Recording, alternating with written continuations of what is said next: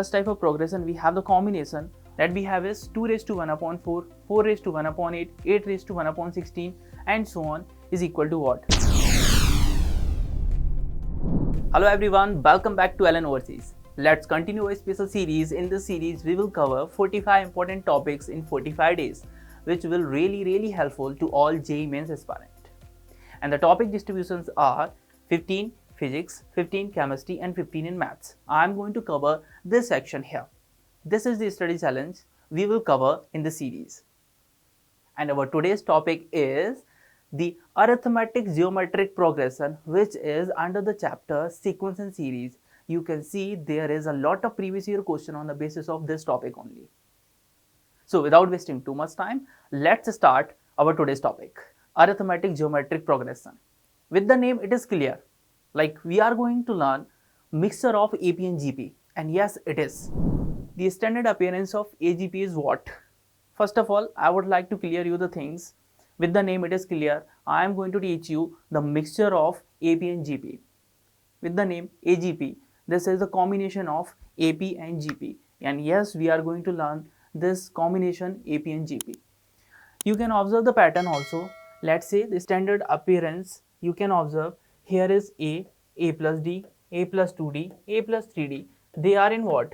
They are in AP. Similarly, R raised to 0, R raised to 1, R raised to 2, R raised to 3, they are in GP, right? So here you can observe like this one, this one, this one, they are in GP. That's why this is the combination. In such type of progression, we have the combination or a mixture of AP and GP is known as AGP, right? So here each term is the product of corresponding terms in an arithmetic and geometric series. Now, the important thing, how to solve. See, I am going to pick S is equal to A plus D into R plus A plus 2D into R square and so on.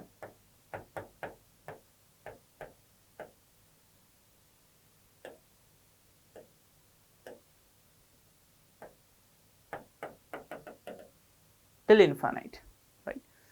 So infinite terms we have. Now here what I want to do, here always you need to understand the process. This is important one. Here I am going to multiply with the common ratio.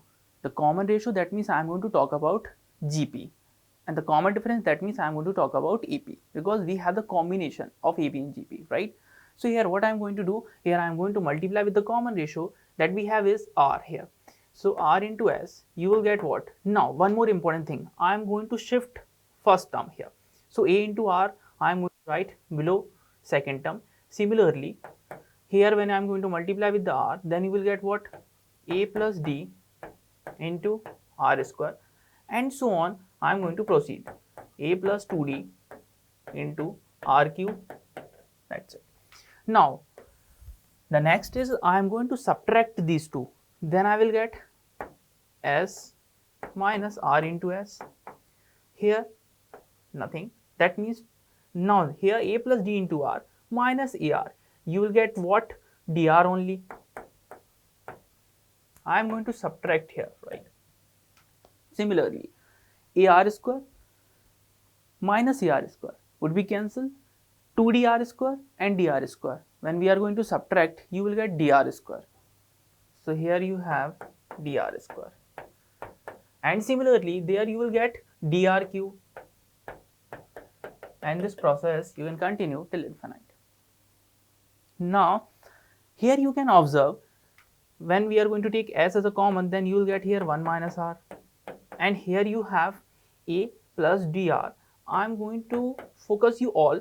You can observe here you are getting a perfect GP in which you have the first term, that is dr. Either you can take d as a common, but doesn't matter. You can visualize the things. Here you have the first term, that is dr, and the common ratio that you have is r. Here you can observe this thing, right? This is your GP. Now you will get here the first term, that is dr upon 1 minus r. In this GP you have the common ratio dr square upon dr, you will get only r. That's why I am writing here r. because this is the sum of infinite GP, A upon 1 minus R. This is your first term. Now we need to solve further. Then you will get as 1 minus R as A plus dr upon 1 minus R only. Now you can write S is equal to A upon 1 minus R plus dr upon 1 minus R whole square. That's it. This is the result, and this is the sum of infinite GP.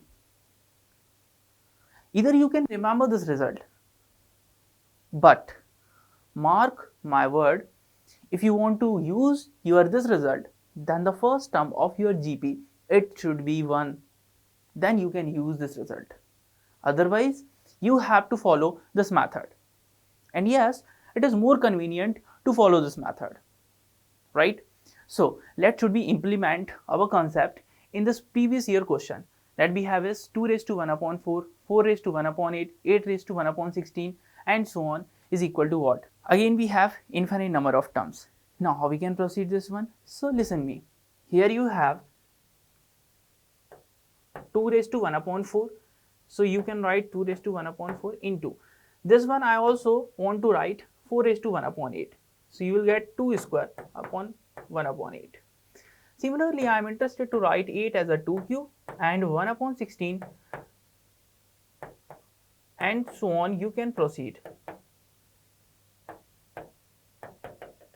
Now here base are same, so you can write your complete as like 2 and the power you can write 1 upon 2 square plus 2 into 1 upon 2 cube plus 3 into 1 upon 2 raised to 4 plus 4 into 1 upon 2 raised to 5 and so on. This thing you can continue till infinite. Now you need to focus here because there is the base is 2. So what we should do? Sum of all the terms in this power, and this is very easy if you understood well the concept. How? So I am going to pick this one first, right? Let's say this is S, which is 1 upon 2 plus 1 upon 2 square plus 2 into 1 upon 2 cube, 3 into 1 upon 2 raised to 4, 4 into 1 upon 2 raised to 5 and so on. Now here this is in AGP. Are you able to observe? Yes. How? There you can observe 1 upon 2, 1 upon 2 cube, 1 upon 2 raised to 4, 1 upon 2 raised to 5. They are in GP.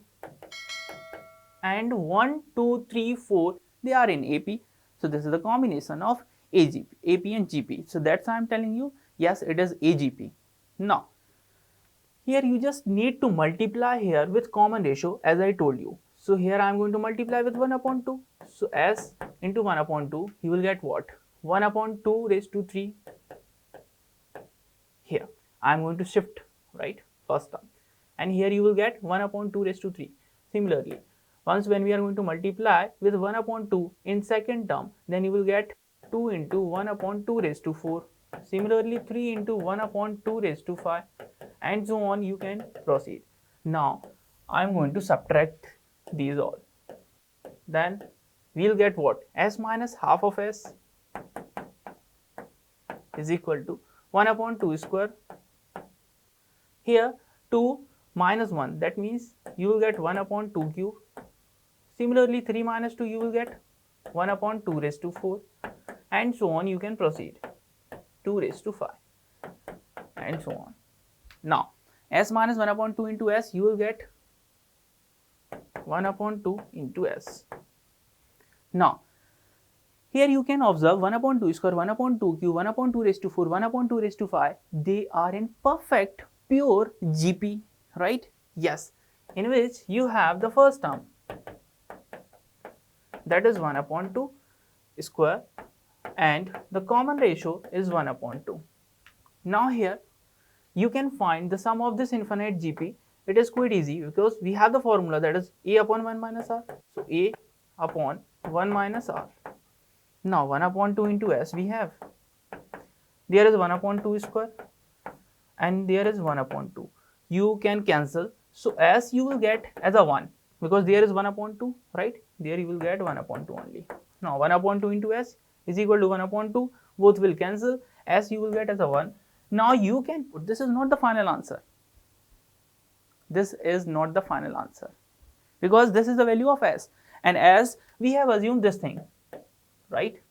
So you have to put here s is equal to 1. So the final answer that would be 2 raised to 1, which is 2.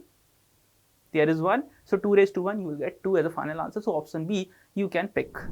That's all from my side on this topic. Don't forget to watch the complete series. Still, if you have any query or any suggestion, feel free to reach out to us through the comment section. For more update, stay tuned with us. Thank you.